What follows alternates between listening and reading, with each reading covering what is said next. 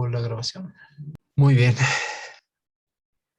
muy bien. Comenzamos entonces esta actividad saludando a todos los que se han conectado en este momento, tanto en esta opción que nos brinda el Zoom o quienes lo hagan a través de la transmisión que se está haciendo en el Facebook Live de la seccional Oriente de la Universidad de Antioquia.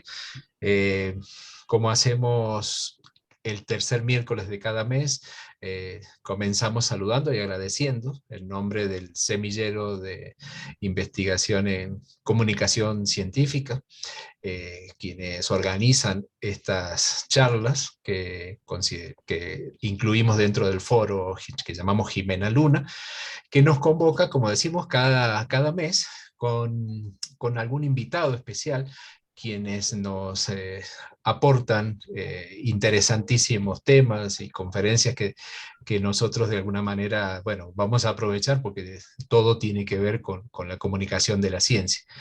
Eh, Esta actividad es posible, por supuesto, gracias al apoyo de nuestra universidad. En este momento tenemos personal que nos colabora atendiendo todas las contingencias que podamos tener en la transmisión de Zoom, de la gente de UDA Arroba, así como la parte de comunicaciones de la sección al Oriente de la Universidad de Antioquia. Así que gracias a ellos podemos hacer todo este operativo que vamos a poner en marcha a partir de ahora. Sabemos o recordamos que la mecánica que seguimos es que cuando comencemos la conferencia vamos a tener un espacio para escuchar a nuestro invitado del día de hoy. Estas conferencias las imaginamos en este tiempo de pandemia y de virtualidad como un espacio de simplemente una reunión de amigos tomando un café real o imaginario, y nos escuchamos muy atentos lo que nos cuentan y luego tenemos la opción de formular las preguntas que surjan. Las preguntas las pueden hacer quienes estén en este momento conectados en la transmisión en vivo en Facebook, o también aquí en el Zoom, en la parte del chat, nuestros compañeros Miguel, en este caso, que nos va a estar ayudando, va a ir recogiendo todas estas inquietudes. Y entonces vamos a dejar un espacio para el final, ¿no? Para el final vamos a conversar con nuestro invitado. Así que bueno, más o menos esa es la mecánica que seguimos. Y lo que sigue a continuación es presentar justamente a nuestro invitado del día de hoy, que para nosotros es realmente, no es una palabra que se diga por costumbre, pero es realmente un honor tenerlo a él. El problema es que tenemos que tomar distancia de la amistad que tenemos con el personaje, porque uno siempre considera que cuando uno tiene un amigo, tal vez pierda de vista la magnitud del amigo que tiene. En este caso, entonces voy a tomar distancia del profesor y voy a presentarlo al doctor Freddy Ruiz López, quien inicia de manera accidentada, probablemente él lo vaya a contar, su carrera de biólogo en la Universidad de Antioquia. Posteriormente realiza su maestría. Eh, Tiene la oportunidad de hacer el doctorado en el Museo de Historia Natural de Londres y en la Universidad de Kent, en el Reino Unido. En algún momento continúa su trabajo también en Estados Unidos, en el Walter Reed Biosystematic Unit. Trabaja en el Smithsonian, algo que soñamos y soñarán todos los biólogos y algunos que no somos biólogos también. Y a pesar de que él no lo demuestra, ha hecho trabajos muy interesantes en Centroamérica, en Suramérica, en Europa y en el sur de Asia. Cuatro palabras que se dicen muy rápido, pero es casi medio mundo por el que ha estado el doctor Ruiz López. Él es pionero del proyecto Mosquito Barcoding Initiative, junto con la doctora Yvonne Linton. Actualmente es investigador asociado del programa de estudio y control de enfermedades tropicales de nuestra universidad, PECET, el grupo PECET, y es el coordinador también de investigación y extensión de la Corporación Académica para el Estudio de Patologías Tropicales. Él, antes de iniciar esta conferencia, nos prometió de que nos va a cambiar la mirada que tenemos acerca de los mosquitos con esta charla. Más o menos creo que ese es el objetivo de su conferencia. Así que le damos la bienvenida, las buenas tardes, doctor Freddy, y estamos muy contentos de tenerlo aquí con nosotros, así que adelante cuando quiera. Perfecto. ¿Me escuchan bien? Sí. Sí, señor. Bueno, Sí. excelente. No, pues de antemano, pues quiero dar las gracias al profesor Mario, que me invitó pues a ser parte de este programa de dar una charla, que frecuentemente pues no soy muy de charlas, soy muy buen conversador, pero para las charlas de pronto soy un poco tímido, aunque la idea pues es que hablemos de mosquitos de una manera tranquila, de una manera amigable, de pronto con unos chistes en el medio de las conversaciones, que aprendamos de mosquitos, que aprendamos de cultura, que aprendamos de experiencias de vida, de insistencia, de persistencia, de siempre tener un norte. Eso es básicamente lo que yo quiero, que al final de la charla pues todos algo le quede pues como esta experiencia de vida. El nombre lo dice, la vuelta al mundo por un mosquito. La charla no es 100% académica, sino que es un conversatorio de cultura, de viajes y de mosquitos. Pensé mucho con el título, como bueno, con cuál diapositiva iniciaría, con cuál foto. Por eso una campanita, ¿qué quiere decir?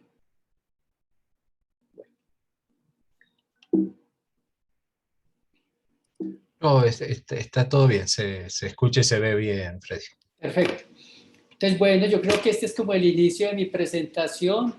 Soldado Ruiz, contingente 1/8, esto quiere decir enero de 1988 en Santa Marta, Colombia. Incluso montando la presentación me llamó mucho la atención que detrás haya un barco, que haya mar y que uno genere espacio vacío hacia el mundo. Y bueno, las cosas se dan por algo. Estaba en el ejército en esa época, familia humilde colombiana de Medellín, donde usted termina el bachillerato y tiene dos opciones: o ganarse la lotería y irse para el ejército, o quedarse, que también es otra lotería. En este caso es lo único que me he ganado en mi vida y es el tiquete para irme para el ejército, pero también pienso que las cosas pasan por algo. Al principio fue algo que es el primero de la familia numerosa que viajaba al ejército, pero detrás de eso de pronto había algo que me estaba esperando.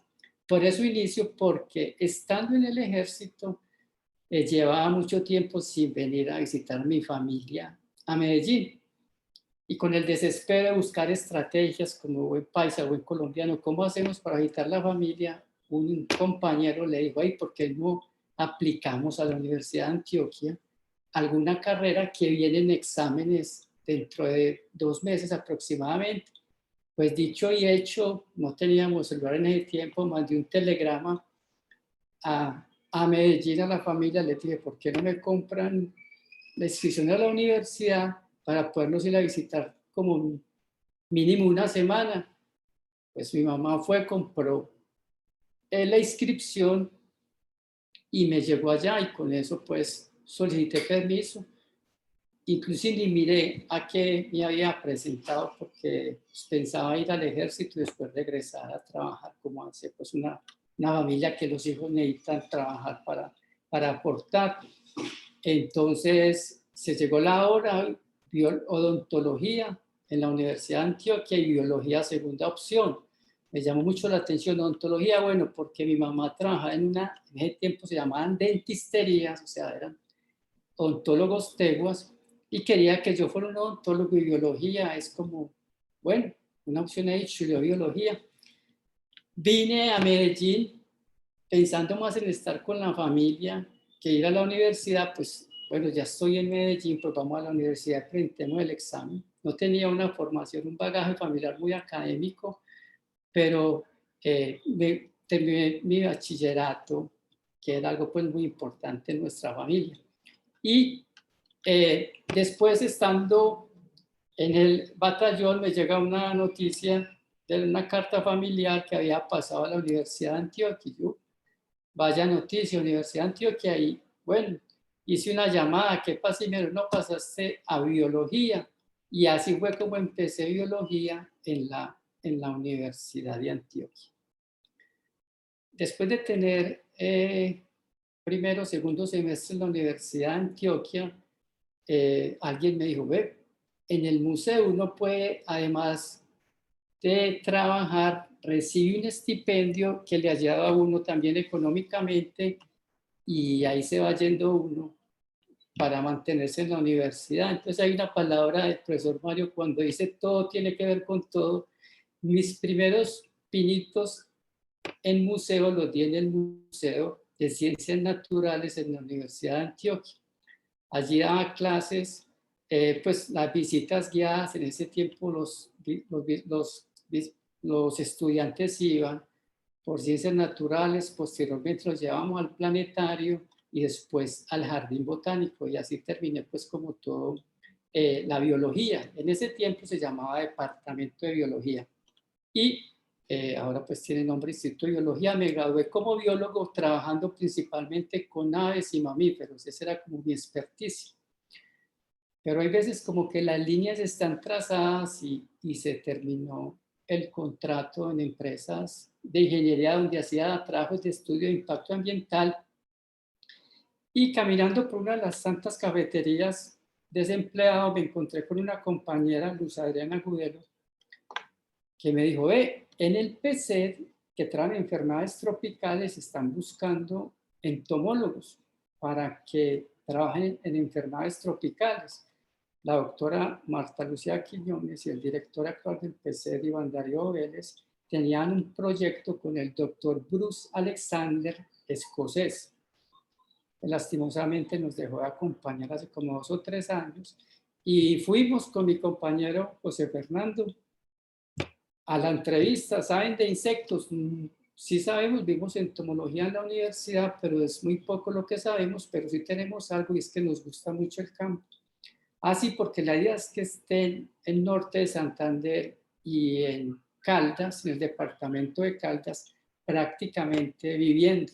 No teníamos problemas, solteros, como buen paisa enamorado, pero echado para adelante y nos fuimos prácticamente a convivir nosotros tres, Luz Adriana, José Fernando y yo, a norte de Santander y al municipio y al departamento de Caldas, detrás de esta mosquita que se llama luxomía, que es la que transmite la leishmaniasis. ¿Por qué? Porque el director del proyecto, en ese caso el doctor Bruce Alexander, y la experticia del doctor Iván, que es uno de los expertos mundiales en leishmaniosis, tenían un proyecto de leishmaniosis y café. Ellos querían mirar si un café tecnificado y un café no tecnificado, la transmisión, la dinámica de la enfermedad era muy similar.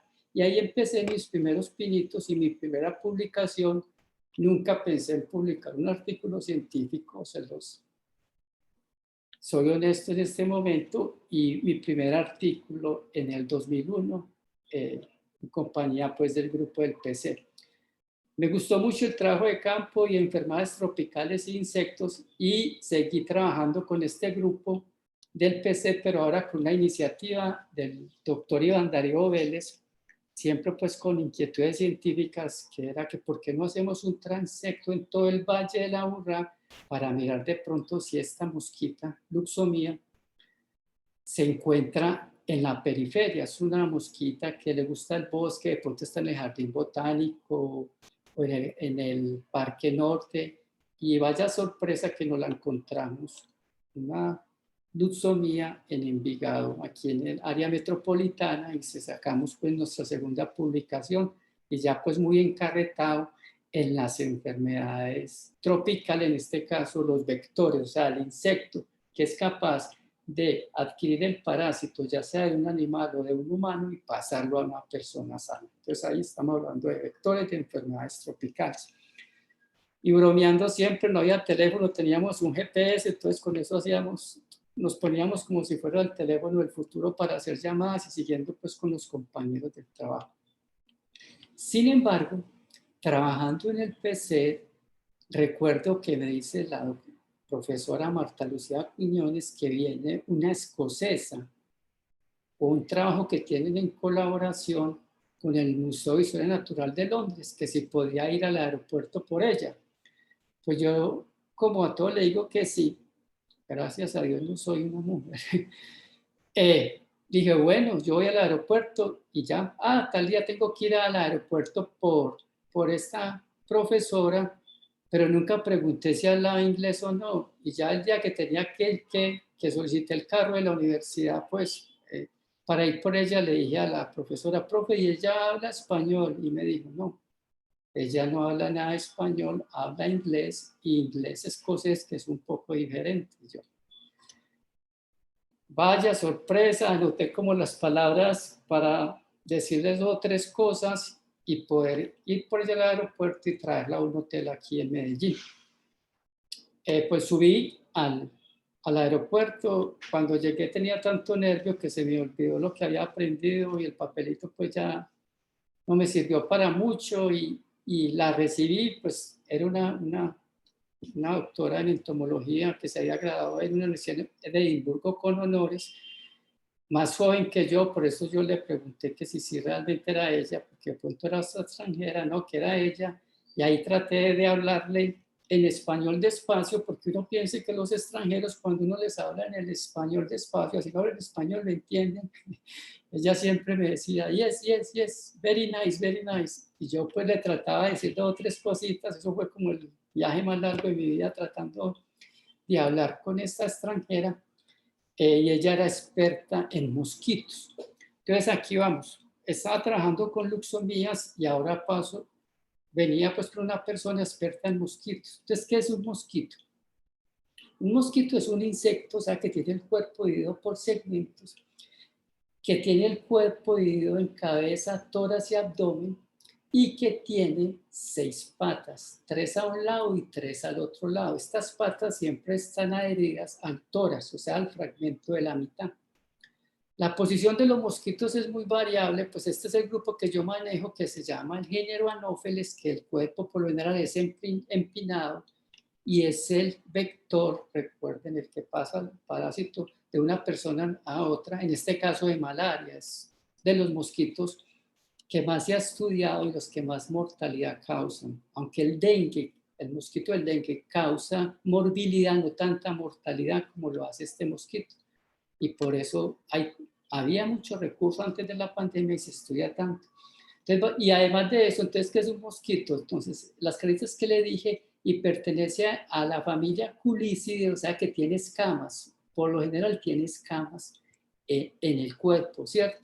Tiene un piquito, la proboscis, y algunos tienen, además de la proboscis, los palpos largos, unas estructuras encima de la proboscis, pero hay otros que las tienen corticas. Pero por lo general, proboscis, cuerpo con escamas, es un mosquito, ¿cierto? De hábitos son muy variables. Hay unos que pican en el día, otros que pican al caer la noche, otros pican en la noche y otros pican en la madrugada. Por eso uno, cuando trabaja con mosquitos, hace algo que se llama nictamerales. O sea, que uno puede cada hora tratar de colectar insectos para ver en qué época, en qué momento del día o de la noche ellos pueden picar, ¿cierto? Entonces están los que transmiten dengue, zika o chikungunya, que pican en el día, y los que pican en la noche son otros completamente diferentes. Además de eso, tienen un ciclo de desarrollo. O sea, está el macho, la hembra, ponen los huevos, de ahí sale la larva, la pupa, y pasa al adulto. Entonces tienen un ciclo terrestre y otro acuático. ¿Por qué pican los mosquitos? Generalmente las hembras pican porque necesitan de la sangre para el desarrollo de los huevos. ¿Cuántas veces pican? Pueden picar 2, 3 veces en el transcurso del tiempo. ¿Por cuánto tiempo puede vivir? Aproximadamente 20 días, un mes. Entonces, cuando yo digo, es que me está derrumbando un mosquito en la noche, básicamente es una hembra que se necesita alimentar para poder desarrollar los huevos y que la descendencia sea fértil. Entonces, muchas veces es mejor uno no estar toda la noche tratando de no dejarse picar, que dejar que él tome entre 2 y 3 microlitros de sangre y se vaya.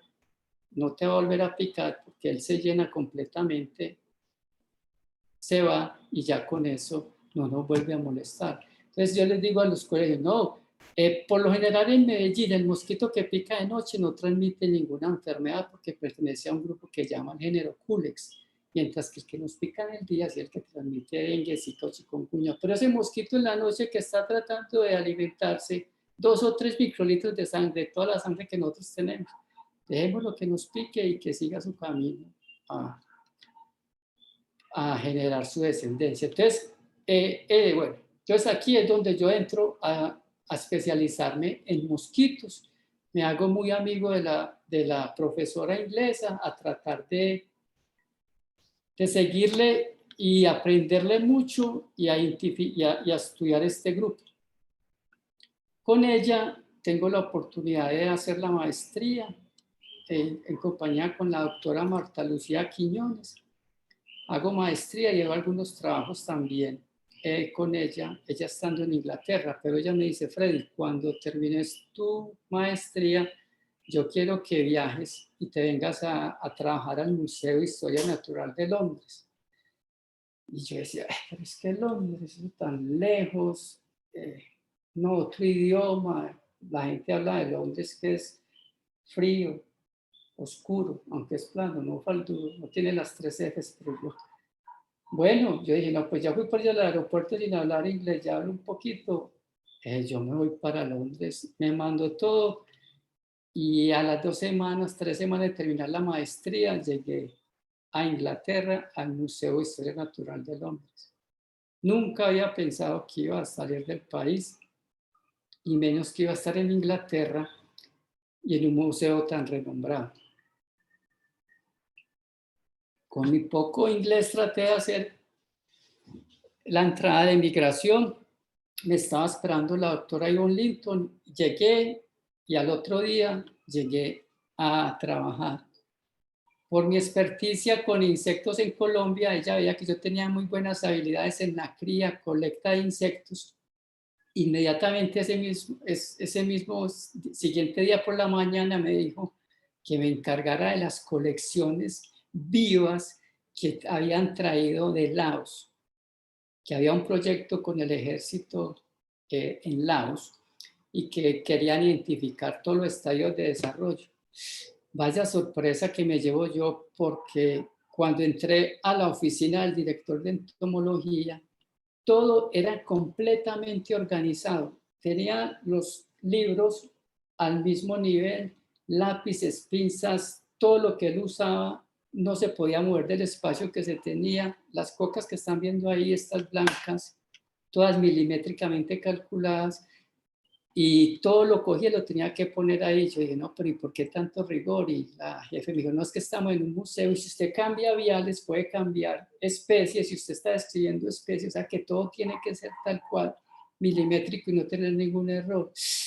Y yo decía, ahora muevo una mano y se me cae una bandeja de esas con 200, 300 huevos. Entonces, pues como mucha tensión, pero también pues yo digo, no, si ella me trajo es por algo, y empecé a criar mosquitos de Laos que viajaron en neveras de icopor de Laos hasta para poder hacer como todo el proceso de identificación y la curación de esos insectos. Ahí estoy con otra técnica de laboratorio que se llama Lisa Smith y ahí trabajé en el museo en proyectos de investigación por 1 año y medio. Terminando mi maestría, esto básicamente era el recorrido que yo hacía temprano en las mañanas, entraba, no había llegado nadie y me iba ya cuando la gente estaba ya dejando también los investigadores del laboratorio. No tenía amigos, mi amigo era el dinosaurio que saludaba por la mañana ya y Darwin que estaba sentado acá que él, todos los días no se volvía como haciendo mucho monólogo. Entonces, pues esa es la vida, o lo que yo viví pues en mis estadios por fuera. Uno habla y uno mismo se contesta y disfruta y hasta que uno va haciendo como un grupo de amigos, pero bueno, más adelante le cuento que no es lo mismo el latino que el inglés. Y como llegaba Navidad, bueno, entonces estos eran los corredores del Museo de Historia Natural de Londres también, la parte de atrás de bambalinas, donde estaban todas las colecciones de mosquitos colectados desde 1914, 1920, puro material tipo. O sea, el material tipo es aquel con el que se coge y se describe la especie. O sea, el taxónomo que lo colecta dice, este mosquito no se parece a ninguno. Y dice, yo con este voy a describir esta nueva especie, la voy a poner Aedes aegypti, como hizo Linneo, o la va a poner Anopheles albimanus, como hizo otro investigador. Entonces eran joyas, eso es un tesoro, porque son muy poquitos, la gente no tiene acceso y solamente se revisan cuando se va a escribir otra especie. El director muy amable me hablaba, era un ex militar de Estados Unidos, se llamaba Ralph Harvard, enseguida lo comparto. Me decía, Freddy, vaya por el holotipo de X y Y especie de Singapur. Entonces yo coordinaba por los corredores, sol oscuro, porque prácticamente pues no se veía mucha gente. No quiero hacer la charla pues como que fuera trágica, pero sí es como yo lo viví y lo quiero contar. Buscando material tipo que estaba marcado con unos botones rojos, que era como tener un lingote de oro pues dentro de un museo. Llegó la Navidad y mi jefe pues al verme solo en Londres me dijo, no, vámonos para Escocia a pasar la Navidad con mi familia. Entonces tuve la oportunidad de pasar varias Navidades con ella y la familia en Escocia, para no quedarme pues en Inglaterra solo cuando estuve como laborando. Aquí fue donde ya armamos el grupo que dio muy buenos resultados. Este era el grupo de entomología médica del Museo de Historia Natural de Londres. El director, Ralph Harvard, que era exmilitar, trabajaba primero en el Museo de Smithsonian y en el Walter Reed, experto en entomología médica, donde habían tropas, le mandaban los insectos y él las identificaba, experto en insectos de todo el mundo. La doctora Yvonne Linton, que era como la que venía detrás de él, experta en biología molecular. Estaba la dibujante Teresa Howard y llegué yo a armar el grupo, que era el que hacía campo, el que identificaba, el que hacía todos los procesos en el laboratorio, prácticamente el técnico del laboratorio de este grupo.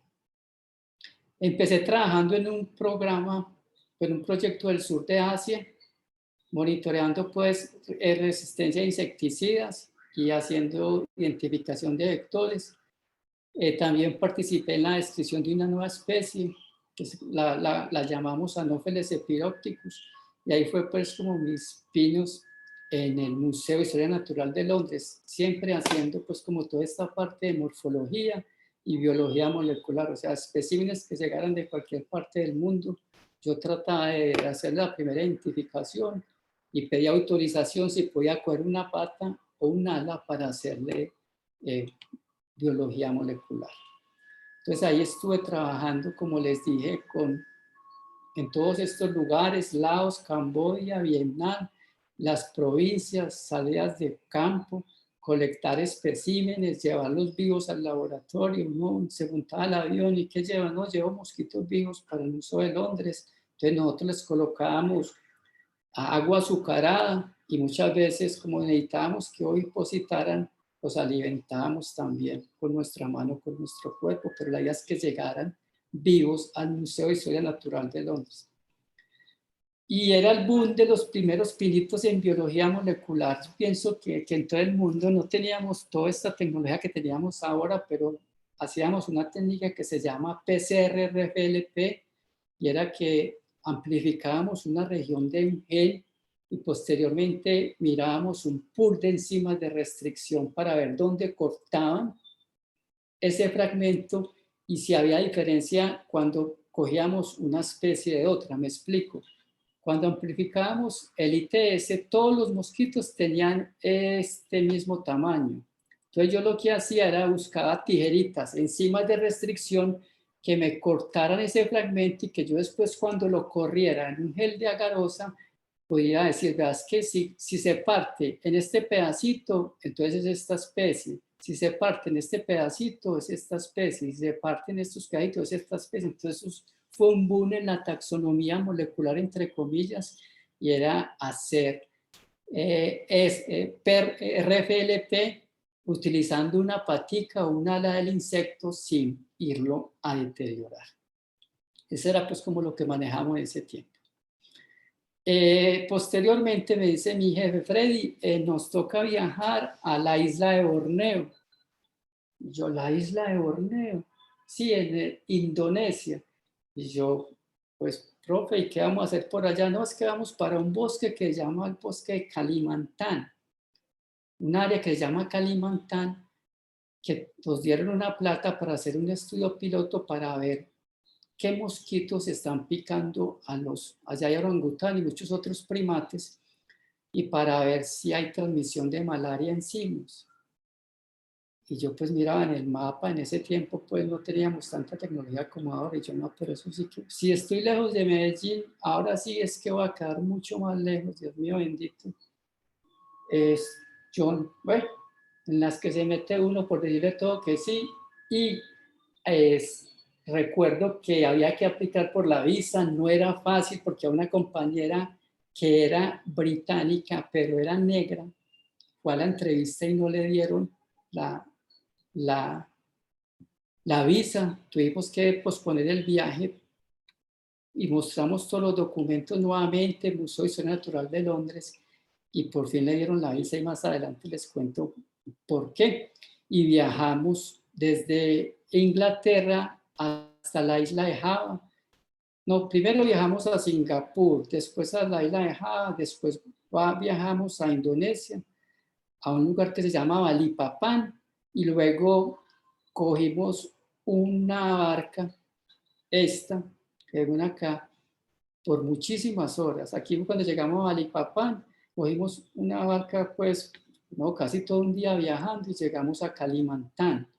Y en Kalimantan, a una comunidad que nosotros no hablábamos el idioma tampoco, teníamos un diccionario muy pequeñito y pues como las palabras para decir muchas gracias, que es trimakasi y otras cositas, pero siempre uno como cuando agacha la cabeza quiere decir algo y como muchas gracias, y ya pues, a meternos a ese bosque con esos animales tan grandes y un poco delicados a tratar de colectar mosquitos.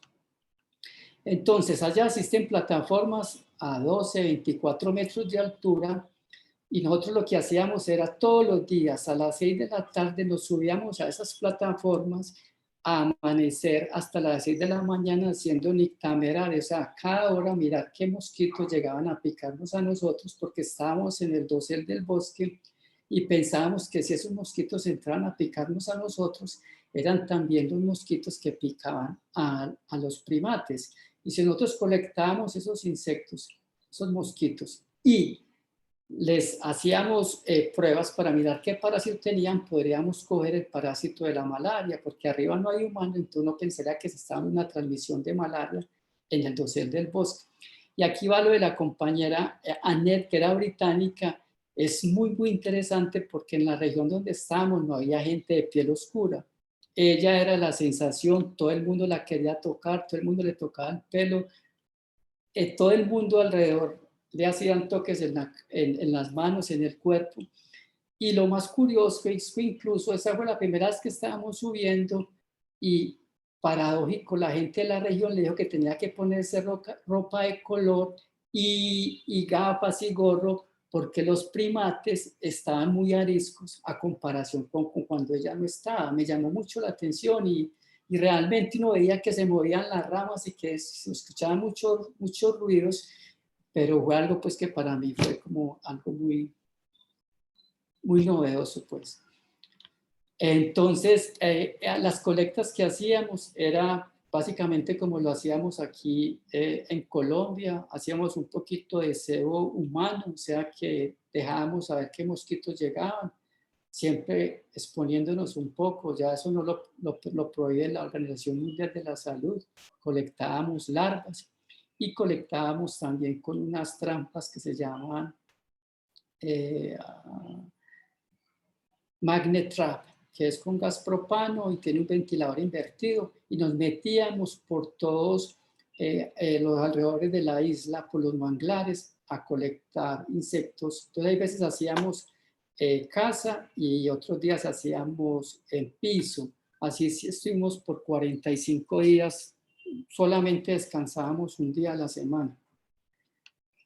Además de eso, le pagamos a la comunidad para que nos cogiera un primate, el que pudiera, para tenerlo en una trampa.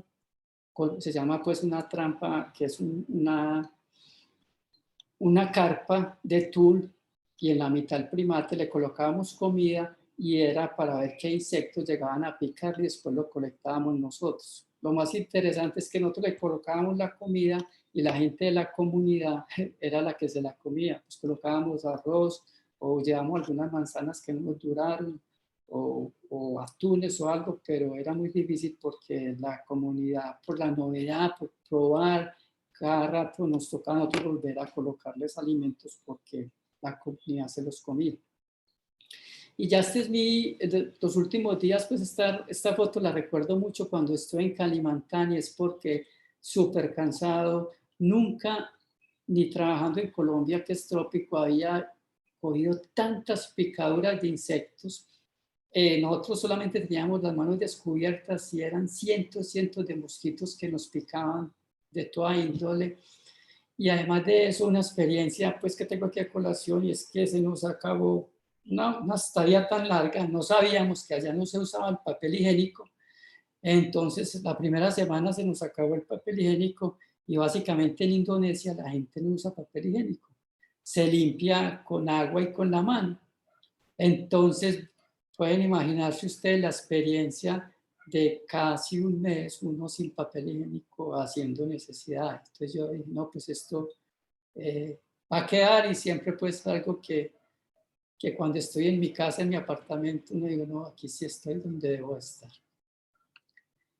Sin embargo, me llama mucho la atención, aunque no nos comunicamos muy bien, la población siempre lo quiere tocar a uno, siempre estar al lado de uno, pues nosotros comíamos y toda la comunidad se sentaba alrededor, nos hacían mascarillas de arroz, y siempre eran tocándonos, y más a la compañera mía, pues que yo siempre tenía que estar al lado de ella porque la gente le jalaba el pelo, trataba de tocar con la boca, le trataba de tocar la piel, porque era una sensación, pues la piel oscura en la región de nosotros estábamos.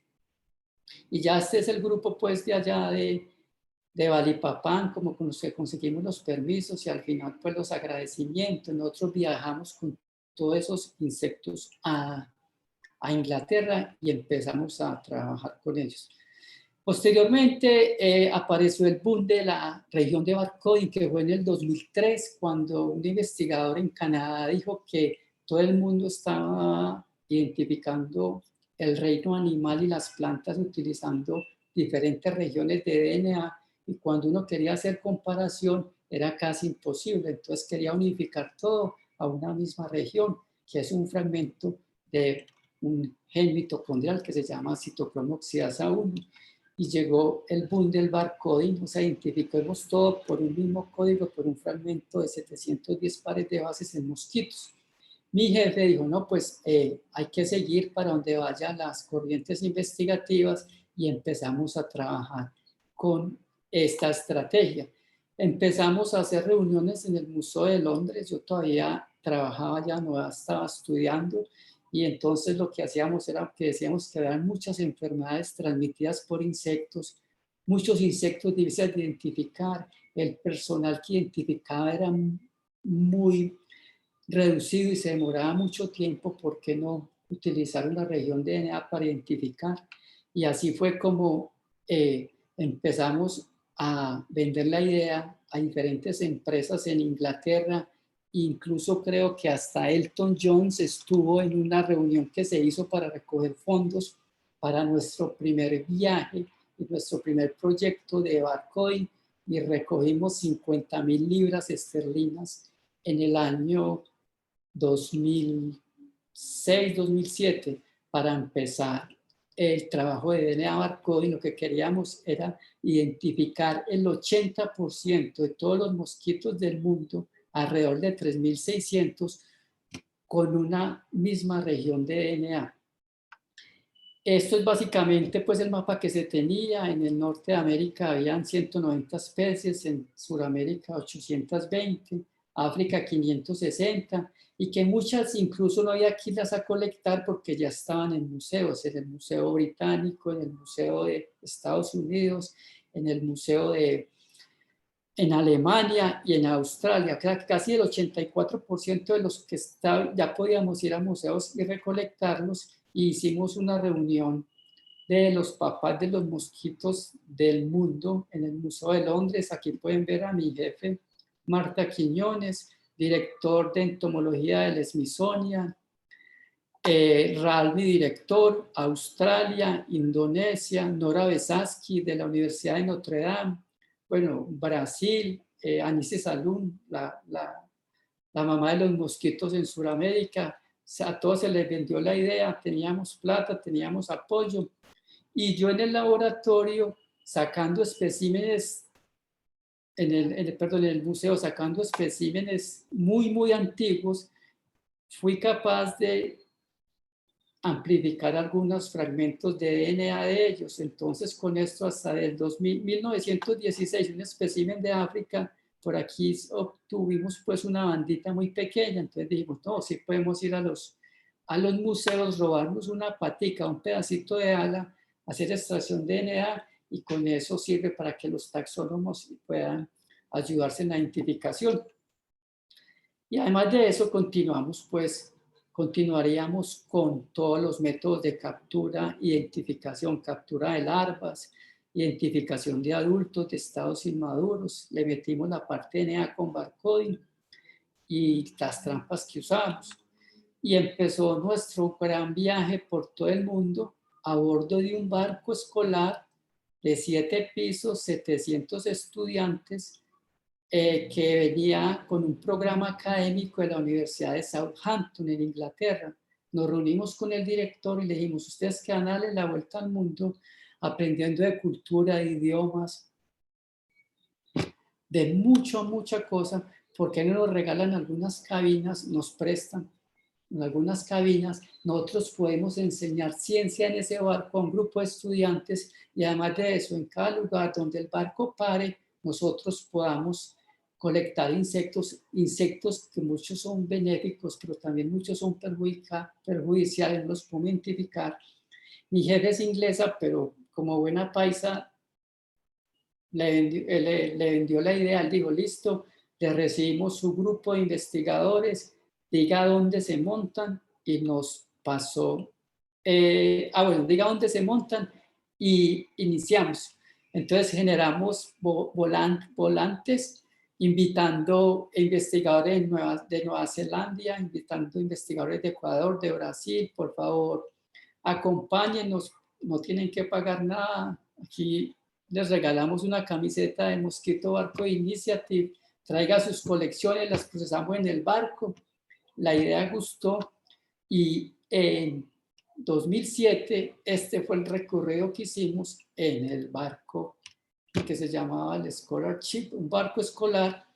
Nosotros no nos montamos en Lisboa porque pues era muy largo el camino. Viajamos a Panamá, y en Panamá aquí está el barco, un barco gigante que incluso no logró arrimar, sino que nos vinieron por nosotros, y ya nos montamos en Panamá, colectamos en Panamá, colectamos en Guayaquil, en Galápagos, Papeete, Islas Polinesias, New Zealand, Australia, y así nos fuimos yendo colectando insectos. Y era muy curioso porque pues yo era bueno montando insectos, ya tenía la experticia que me había enseñado el director del museo, pero una cosa es uno montar un insecto cuando está en piso firme. Aquí, por muy grande que fuera el barco, uno se tenía que ir con el movimiento del mar, y la posición siempre tiene que ser la misma. O sea, usted no puede montar un mosquito con la cabeza hacia abajo o hacia arriba, o con las patas por debajo, porque si los llevaba con ellos a Inglaterra, el director me decía, Freddy, usted perdió el tiempo, yo no puedo identificar. Entonces era uno montando cientos de especímenes en la misma posición, y fue pues como una experiencia muy interesante, y cogíamos estudiantes para que nos colaboraran. En el barco nos dieron un espacio, y ahí montamos el laboratorio de biología molecular, las pipetas de laboratorio. Pues los que están familiarizados, esto es para hacer la electroforesis, ya venían empacadas, ahí miramos si nuestra PCR funcionaba, teníamos para hacer la extracción de ADN, amplificación de la región barcoding, neveras, congeladores y todo lo que cogíamos en cada puerto, ya sea en Guayaquil, en Australia, en Nueva Zelanda, lo íbamos procesando mientras el barco llegaba al siguiente lugar. Y al final, incluso hasta el príncipe William, que ahí estaba con cabello, le gustó mucho la idea y fue, y ya pues con él se hizo como una extracción de DNA y toda la parte pues de barcoding. Fue como una experiencia muy importante. A partir de eso, pues tuve la oportunidad de sacar el primer artículo en Colombia de DNA barcoding, incluso identificando una especie que no estaba presente en Colombia, que se llama Anopheles tumhana, y fueron mis pinitos en barcoding. No sé si hay mucho tiempo, porque, bueno, me quedan 10 minutos. Terminé el trabajo y ya mi jefe pues me dijo, bueno, ahora sí a estudiar, y me presenté a la Universidad de Kent en Inglaterra. Pasé con una beca inglesa del TR, y allá en Kent y el Museo de Londres hice mis estudios trabajando con mosquitos de Sudamérica. Lo mismo, taxonomía, biología molecular, criando insectos para identificar todos los estadios de desarrollo y utilizando todas las estructuras que ya tenía experticia pues en la manipulación de genitalias de machos y de hembras que había adquirido en el Museo de Historia Natural de Londres. Terminé mi doctorado y como mi jefe hacía parte del ejército de los Estados Unidos, hizo parte del ejército de los Estados Unidos, yo fui a revisar un material, y allá cuando estuve revisando el material, al director del Smithsonian le gustó mucho mi experticia con mosquitos de Sudamérica y me invitó a hacer un postdoctorado con el ejército de Estados Unidos y el Smithsonian para traer un proyecto de Sudamérica. Igual, pues era mi ambiente. Museo de Ciencias Naturales de la Universidad de Antioquia, Museo de Historia Natural de Londres, y ahora está en el Smithsonian. Aquí uno dice, sí, todo pasa como por algo. Es como muy interesante. Y era lo mismo, colecciones, pines, revise, identifique. Y algo muy importante que me pasó acá es que en el Smithsonian están casi todos los escritos a mano, los taxónomos más importantes que trabajan con insectos. Y a raíz de eso llegó un día un exdirector de la parte de entomología del Smithsonian, y también hacía parte del ejército de los Estados Unidos, doctor Bruce Harrison, que se murió hace como 2 años, y dijo, ay, ¿verdad que llegó un colombiano a trabajar con nosotros? Y le dijo el director, sí, ahí se lo presento. Freddy, venga, que vino Bruce Harrison.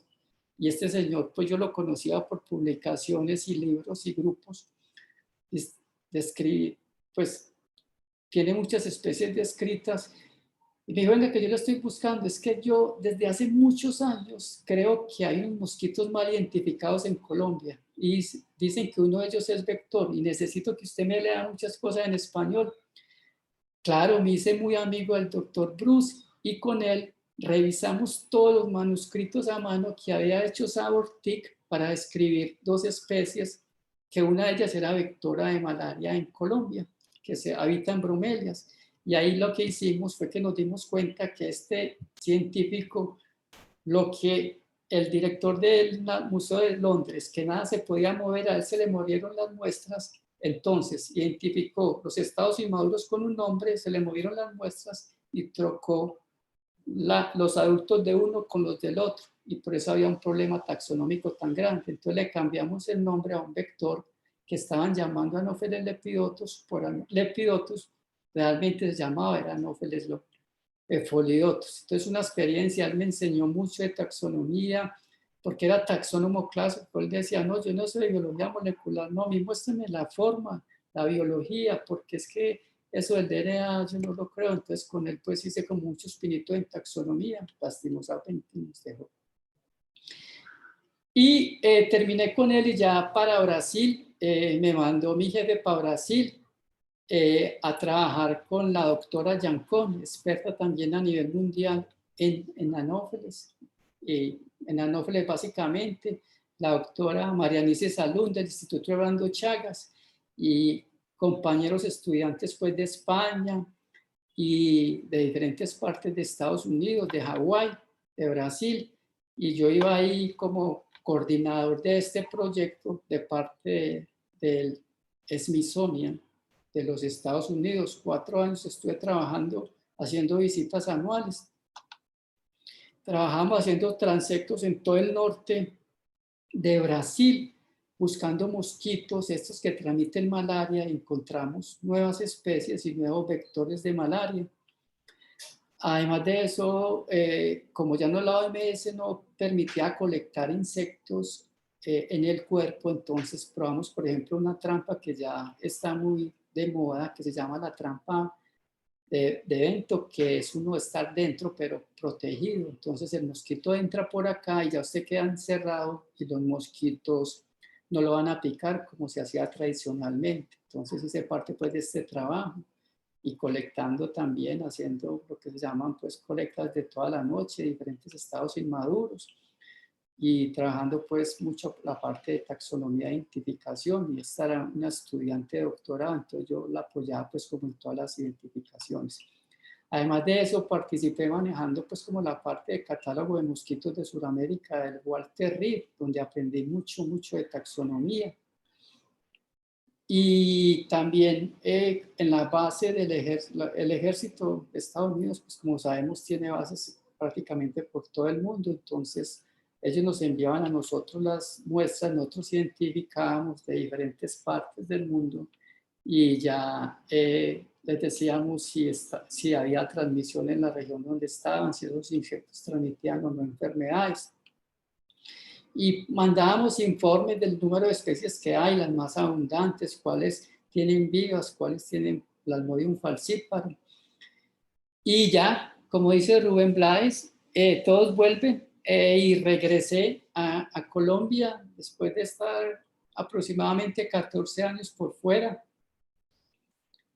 El grupo que me despidió me recibió y continué pues así trabajando antes de la pandemia, trabajando con AES, con Mosquito, ya manejando pues un grupo más amplio, generando proyectos de investigación, escribiendo artículos con estudiantes. Y solamente para terminar, como unos proyecticos que son muy importantes de innovación, y es que con la Facultad de Ingeniería, el profesor Francisco y profesor Guillermo, profesores del PCED, director del PCED, generamos pues como ideas diferentes de trampas, porque no hay para colectar insectos. Entonces, aquí lo que hicimos, les voy a compartir este video, y es que un estudiante de ingeniería me dijo: profe, venga, ¿será que los mosquitos no son atraídos, los machos, a las hembras? Porque yo leí por ahí que existen trampas de sonido que atraen. ¿Por qué no grabamos el sonido que hace el macho y la hembra con unos micrófonos de partículas, hacemos unos modelos matemáticos y miramos si hay diferencias? Pues yo le dije al estudiante: yo soy bueno en mosquitos, yo le digo cómo los pega, cómo los ponemos a volar, y ya toda esa parte ingenieril de grabación y montar toda esa estructura digital usted la hace. Y me dijo: no, enséñeme qué es un mosquito macho, que son los de antena grande, un mosquito hembra, cómo lo pego, cómo lo duermo, y yo me encargo del resto. Recuerdo que yo viajé a Inglaterra en ese tiempo y me compré unos micrófonos pequeños de partículas y montamos como un laboratorio de acústica en el PCED con el apoyo del profesor Iván Darío Vélez, el decano en este momento de ingeniería Francisco Vargas, y profesores de Guillermo Rúa y otros profesores que qué pena que se me queden, pero es un grupo pues amplio. Entonces aquí les voy a colocar el sonido que produce el macho y la hembra cuando al batir las alas.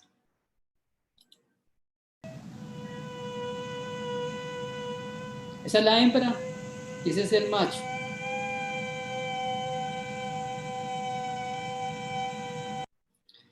Él, después de probar muchos insectos machos y hembras, nos dimos cuenta que la frecuencia era diferente. Y después lo que hicimos fue que empezamos a juntarlos. Y cuando lo estábamos juntando, veíamos que la frecuencia del macho y la hembra se unían a una sola frecuencia y se daba la cópula.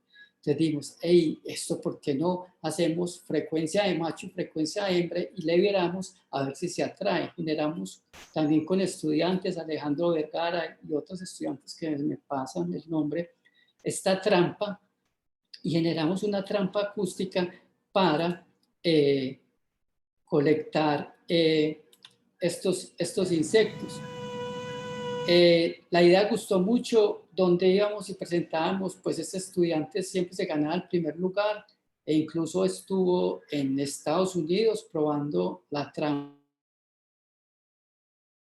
Y en este momento pues estamos con el proceso de patente y terminación de una trampa acústica basado en el sonido el sonido que producen los machos de Aedes aegypti y las hembras para colectar. Posteriormente, otro desarrollo, pues ya estamos en mucho desarrollo tecnológico y las máquinas 3D. Con un estudiante, Alejandro Vergara, pues teníamos esta trampa que es para colectar insectos. Lo que nosotros hicimos es que la batería pesa como entre 4 y 7 kilos. Cuando estamos en el campo, esto es muy difícil porque necesitamos 20, 30 trampas. Esto estamos hablando de esas baterías, son insoportables. Conseguimos una impresora 3D y generamos una planta, con una trampa nueva con la cual nos ganamos una licencia de modelo de utilidad. La pandemia pues paró todo, pero ya tenemos una trampa muy similar a la que hay en el comercio, mucho más económica y con pilas de litio que funcionan excelentemente bien. Y ya para terminar, pues en Colombia también pues he venido trabajando como en una página web, como hay en el Smithsonian o como en el Museo de Londres, para que sepamos nosotros cuántos mosquitos hay, cuántos mosquitos son importantes desde el punto de vista de la medicina, cuántos son fáciles de identificar, o sea, complejos de especies, que uno pueda meterse a esta página y tener información de los mosquitos para los apasionados de los insectos, los que quieran consultar los estudiantes. Entonces, básicamente, esto es como lo que les quería comentar acerca del mundo de los mosquitos. Como dijo el profesor Mario, llegué por algo de la vida, por accidente se podría decir, pero pues ya soy un amante a los insectos y a los mosquitos y a la investigación en entomología médica. Muchísimas gracias. Estos son los datos de la corporación donde pertenezco actualmente, por si quieren alguna información adicional. Muchísimas gracias, profe. Realmente sabíamos que iba a ser así de interesante. Eh, nos fueron quedando muchas inquietudes y seguramente con esa experiencia de haber viajado tanto, la cantidad de historias y cosas para compartir, sabemos que son muchas más de las que podemos compartir en este espacio que inclusive se nos ha hecho más extenso de lo que imaginábamos, pero de todas maneras nos queda no, es que nos gustaría seguir otra hora más porque sabemos que hay muchas. Yo me conozco algunas más historias, por eso sé por qué lo digo. Sí, pero estamos disimulando aquí y tenemos que hacerlo cortito. Pero de todas maneras, profe, vamos a tener la chance de que alguno de los asistentes nos puedan hacer alguna consulta a modo de comentario cómico. Simplemente alguien me hacía notar de que tal vez, digamos, usted se podría haber ganado la fama de ser una persona muy picada, pero es realmente que probablemente usted es la más picada de Medellín o de Colombia, ¿no?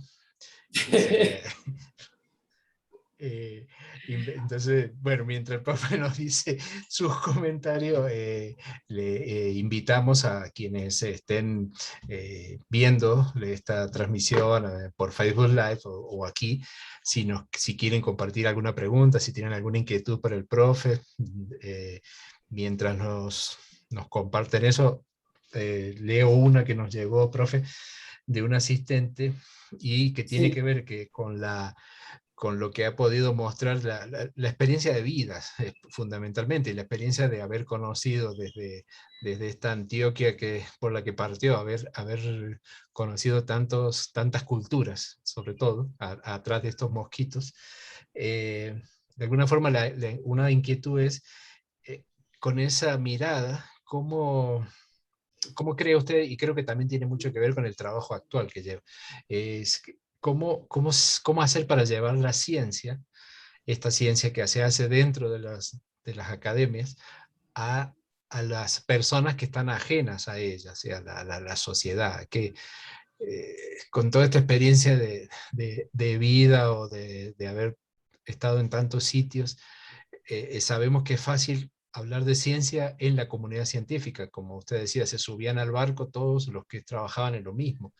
Ahora, ¿cuáles son los desafíos que se presentan a la hora de contar todos esos desarrollos que son por el bien de toda la humanidad, en el caso de ustedes, por todas las enfermedades que implica, qué tan fácil es ser escuchados o de quién debiera ser la, la responsabilidad principal? Sí, sí, muy buena la pregunta, pero incluso yo pienso que en este campo de la entomología médica y en el campo como nosotros lo abordamos acá, incluso en Colombia, yo pienso que en Colombia hay mucho trabajo de campo y cuando uno trabaja con comunidad hace mucha apropiación social del conocimiento, porque uno está detrás de pronto una, una pregunta muy científica, pero a la vez uno está en contacto con la comunidad, entonces uno comparte con ellos y le dice, ah, es que limpia acá, que acá es donde se cría el mosquito. Mire que el mosquito tiene una fase adulta y una acuática. Mire, póngase el toldillo así, es que el toldillo con el pie afuera no le sirve. Entonces yo pienso que todos los que trabajamos extramural, cuando vamos a campo hacemos mucha apropiación. Y yo creo que eso es como lo que nos diferencia de pronto de algunas corrientes, por ejemplo, la gente de los museos, cuando yo, pues la gente que está ya sentada identifique y estudia nuevas especies. Nosotros acá somos más toderos, trabajo con comunidad, apropiación de conocimiento, mucho diálogo de saberes, porque incluso con ellos nos dan otra respuesta a muchas cosas. Entonces yo pienso que en eso tenemos que hacer, que no todo sea un artículo científico, sino que hagamos mucha apropiación, transmitir el conocimiento a las comunidades. Eh, amigo nuestro quiere hacer una pregunta, el profe José David. Yo creo que puedes formularla. Sí, Sí, ahí profe. me escuchan. Sí. Sí, profe. Hola. No, pues primero que todo, muchísimas gracias por la charla supremamente interesante y supremamente divertida, pues todas las experiencias. Yo tengo dos preguntas, una científica y una ya más anecdótica. La primera es sobre la cuestión esta, desde hace un tiempo pues yo soy físico, entonces aquí puedo estar diciendo alguna barrabasada, pero me corregirás pues si ese es el caso. Se ha visto un descenso en las poblaciones de insectos a nivel mundial y de hecho hace poco vi un reporte de creo que fue en Centroamérica, ya de poblaciones también de aves, de reptiles y especialmente de insectos durante los últimos 70 años que parecieran estar relacionadas con los cambios en contaminación y con el cambio climático como tal. Yo recuerdo cuando era niño aquí en Medellín que cuando llegaba la Pascua estaban los cucarroncitos esos de Pascua que nosotros llamábamos, que eso eran nubes de esos Claro. cucarrones y nunca más las volví a ver. Yo no sé, entonces mi pregunta es si ese tipo de estudios se han hecho aquí en Colombia o se planean hacer en algún momento. Sí, profe, vea, en el caso, eso es como está muy marcado y hay muchos estudios que están haciendo, no tanto aquí en Colombia, pero sí por fuera que he tenido la oportunidad de leer calentamiento y contaminación. E incluso toda la parte de vegetación ha variado mucho, se ha tumbado muchísimo bosque y esto hace que el hábitat de estas poblaciones disminuya. Entonces lo que se está viendo es que ha habido un desplazamiento. Por ejemplo, lo que demostré que no tuve mucho tiempo para explicarle cómo, por ejemplo, este mosquito que transmite dengue, zika y chikungunya, ya está subiendo hasta 2.302 metros sobre el nivel del mar. Y es Ujú. porque esa época primero son las regiones muy frías y ya lo estamos encontrando casi llegando arriba a San Pedro.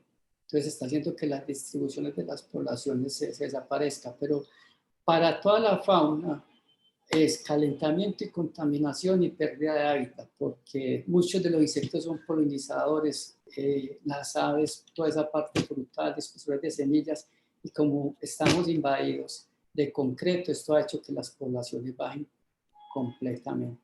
Eso sí Sí, se ha y visto. de hecho recuerdo también que se habían reportado hacia 2016, creo, o 2010, sí, 2016, la llegada del mosquito que transporta la chikungunya hasta Francia, que eso era una cosa súper rara, pues que nunca había pasado. Nunca había Pero, pasado. pero bueno, y ya la otra pregunta anecdótica, que pueden ser dos, es ¿cuántas veces te contagiaste de algo por prestarte de presa para los mosquitos y cuántas veces te picaron? Que eso es para No, impresionante. yo siempre digo, como entomólogo tengo que vivir todas las enfermedades. Entonces me contagié de malaria por vivas y falciparum. Ahí sí vi el túnel que yo dije, me eché la bendición y yo dije, de aquí de esta selva no salgo. Y salí. Me contagié de dengue. Un día estaba en esa trampa que les mostré que la estaba probando, que es muy buena, pero ahí se lo comió uno el león, porque uno está encerrado y no puede correr. Es como que hace uno con los pantalones abajo, no le da para correr. Y ahí llegó una mapana en las selvas amazónicas y yo era llamando a los amigos. Tengo una culebra en los pies, tengo una culebra en los pies porque estaba completamente encerrado, pero sí he conseguido prácticamente malaria por dos y dengue, que también me dio muy mal. Me falta enfermedad de Chagas y leishmaniasis, pero ahí voy, ahí voy. La idea es pues, cuidarse no mucho. Y me han picado muchísimos por toda parte, pero ya como que tiene como cuero, porque ya, como les digo yo, a pique y váyase, pues, vaya, ponga los huevos. Tremenda colección, muchísimas gracias. No, profe, usted. Eh, Hay una pregunta que nos hace la profe Carmenza. Yo iba a preguntar algo, Freddy. eh, Se dice cuando la gente normal, no como los que se dejan picar voluntariamente, siempre dicen, es que a mí me pican mucho, pero yo soy muy dulce, o mi sangre es muy dulce. O sea, dentro de esa creencia popular de que algunos somos más o menos atractivos para los mosquitos, si hay alguna base científica detrás. Pero bueno, esa era una curiosidad mía. Pero te comparto una pregunta que nos hace la profe Carmenza, que nos pregunta cómo funciona la interdisciplina en estas investigaciones, que cuáles son las otras disciplinas que están involucradas. Esa es la pregunta más seria, la mía más Así, bueno. folclórica. Sí, sí, profe. Básicamente se han hecho estudios y por la flora bacteriana, pues en este caso bacterias, hongos que tienen en la piel, uno ha encontrado que hay unas personas que son más propensas para la picadura de insectos que otras personas. Ese estudio lo han hecho, incluso se hacen pruebas donde mete una persona, un joven, un niño, una blanca, una negra, una mujer embarazada, y se han encontrado alguna sustancia en la piel que hace que la gente sea más dulce para otros. En este caso, por ejemplo, yo cuando hacía mis trabajos de campo aquí en Colombia era muy dulce y también por eso de pronto conseguí como reconocimiento por fuera, porque los mosquitos siempre llegaban a picarme. Y por lo general, cuando yo estaba con mis compañeras, todos eran al lado mío, Frey, levántese, uno levanta tobillos, y todos eran, yo tengo fotos, que no tengo tiempo, pero alrededor de mis tobillos, no sé si es que querían que me enfermara yo solo, pero sí, yo muy dulce para los mosquitos, y hay muchas sustancias en la flora bacteriana que hacen que unas personas sean más dulces que otras. Y la interdisciplinaridad sí trabaja mucho. Si yo lo miro desde el punto de vista de un taxónomo, lo que pasa mucho es que la gente va diciendo, hay mosquitos y fumiguemos. Entonces se pierde recursos, se pierden estrategias de control. Entonces, por ejemplo, si uno identifica hace una buena identificación, uno sabe, no se preocupe que ese mosquito no transmite. Entonces, uno transmite esa información a los entes de control y ellos lo que hacen es que no gastan recursos en estrategias de control. Además de eso, genera estrategias, porque si algo no es que esa región hay unos picos de transmisión a esta y esta época, entonces lo que hace es que ahí repartamos toldillos, pintura con insecticida, entonces uno trabaja mucho de la mano de saludistas e incluso con hospitales, con médicos para la transmisión de las enfermedades. Entonces siempre vamos muy de la mano del área de la salud. Y ahora tratando de entender la biomecánica de todos estos insectos para generar estrategias.